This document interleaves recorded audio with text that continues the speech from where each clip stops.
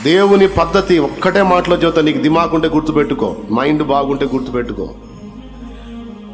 దేవుడు నిన్ను లైన్లో తీసుకెళ్ళి అన్నీ రెడీ చేయడు. ఆయన పద్ధతి ఎప్పుడు తన బిడ్డవైన నీకు కావలసిన వాటన్నిటిని ముందే రెడీ చేసి ఫైనల్లో తీసుకొచ్చి నేను నిలబెడతాడు. ఇదిగో ఇదంతా నీ కోసం సిద్ధం చేశాను. మనకేమో దడ, తపన, ఆయాసం, నాకు కావాలి కావాలి కావాలి కావాలి, ఇప్పుడే కావాలి ఇప్పుడే కావాలి. ఆయనేమో సిద్ధం అవుతుంది ఆకుమారుడు అంటాడు. ఆ సిద్ధం చేసే ప్రక్రియలో టైం తీసుకుంటుంది.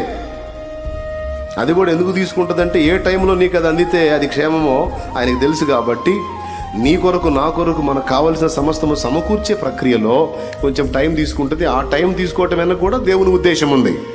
కొన్ని వెంటనే అందిస్తాడు, కొన్ని టైం తీసుకుంటాడు. ఒకటైతే నిజం, అన్నీ రెడీ చేసి ఆ తర్వాత ఆ మధ్యలోకి తీసుకెళ్ళి నేను నిలబెట్టడం, ఒక్కసారిగా అవన్నీ చూసినప్పుడు నువ్వు సంతోషించటం, ఇది దేవునికి సంతోషాన్ని కలిగిస్తుంది.